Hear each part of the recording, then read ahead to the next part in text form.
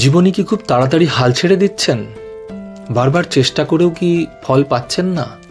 তাহলে এই কটি কথা মন দিয়ে শুনুন।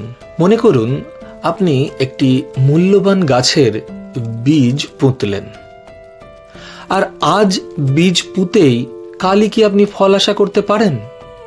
উত্তর কখনোই নয়। গাছটির প্রতিদিন জল, আলো, বাতাস এবং যত্নের প্রয়োজন। প্রকৃতির এই প্রক্রিয়াটি কিন্তু অনেকটা সময় নেয়।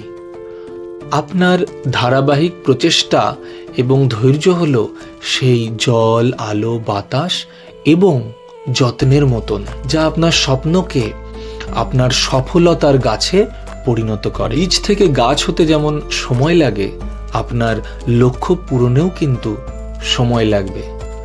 অতএব আপনার পরিশ্রম যেন একদিনও বন্ধ না যায়।